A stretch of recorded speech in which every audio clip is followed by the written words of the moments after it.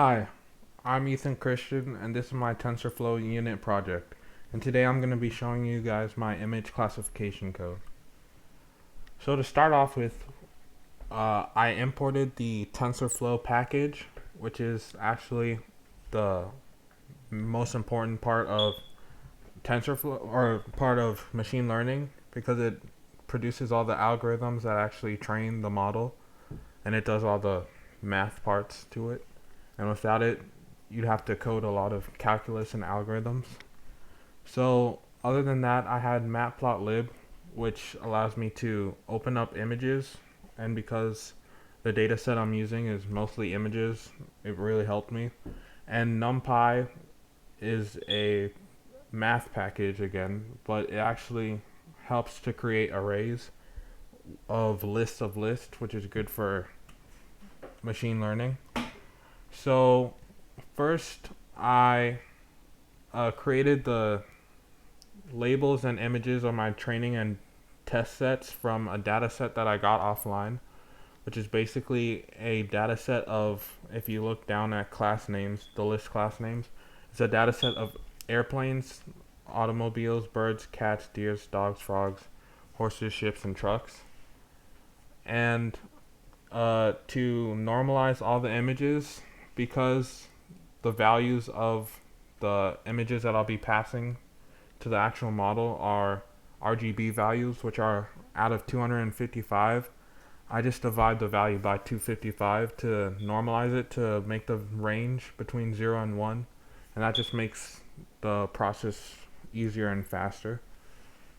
So once we get into the actual model, you can see I used a sequential model, and I called that by saying model equals models.sequential. And basically, a sequential model is any model that goes in order from an input to an output with layers in the middle, I guess.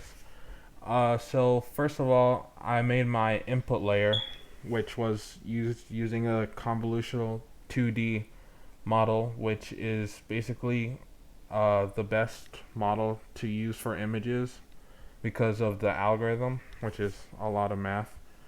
But the input size, as you can see, is 32.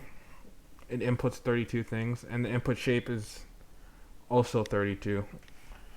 And then next, I add pooling layers, and pooling layers are basically just padded layers to increase the size of the input.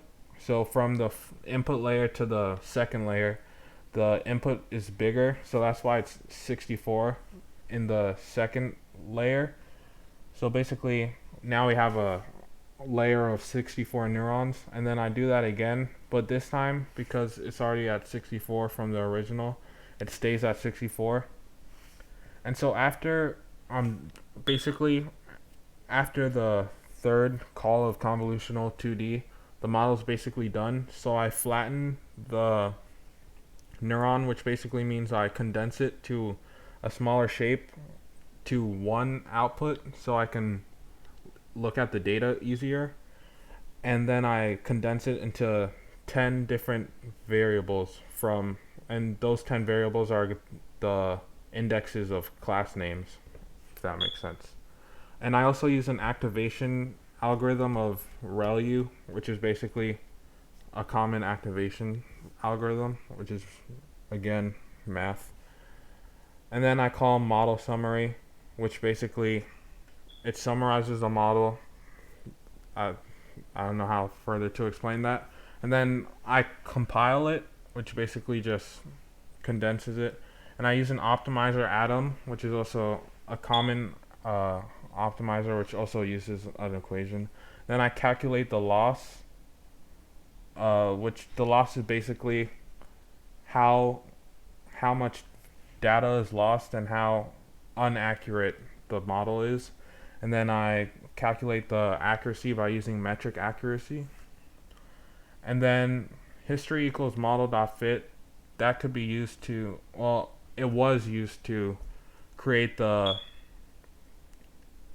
actual model to train it, because up here from this line to here I'm actually making the model, but by calling model.fit you're actually training it. So I pass in the images, train images, train labels, and then I put in 10 epochs, and epochs are basically the amount of times that the model trains itself. And then I have the validation data, which is basically the testing data of the training data. So then, to make it easier to read, I evaluate the loss and the accuracy of the testing data, and I call that using .evaluate. And then to actually, once everything is done, I have to see if the model actually worked. So then I make a probability model, which basically copies the model that I made before, and then it makes a list called predictions, and I call that by calling model.predictions, and I pass in test images, which is our testing data. And so for the first 10, I just use 10 because calling any more would take a long time. For the first 10 images in my testing data, I score it by taking the biggest. So basically, when you score it and you get the model, it returns a percentage of belief of which object it thinks it is out of the 10 objects that we have before. So I just I use argmax, np.argmax score to find which one is the biggest. So which one has the highest probability of being the object. And then I output that this picture is most likely A or /an, and whatever the model actually predicts it to be. And then it prints out the percentage of the confidence. And so to visualize it, I make a plot using the matplotlib package from the beginning, and I call figure 10 by 10. That's basically like the border. That's just all visual stuff. But then I call it for I in range 10, which just all of this just prints out the first 10 images. So if I actually run it, which will take a long time, I run test, it's gonna start training one epoch at a time, and that'll probably take about 5 minutes to train the whole thing. So I'll come back when it's done to see if the code was correct or not. So it was correct for the cat, the ship, second ship, the airplane. It got a deer wrong. I said it was a deer when it was a frog, but it was also 39% confident.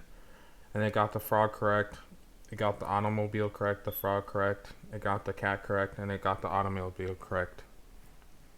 So yeah, this is my machine learning code.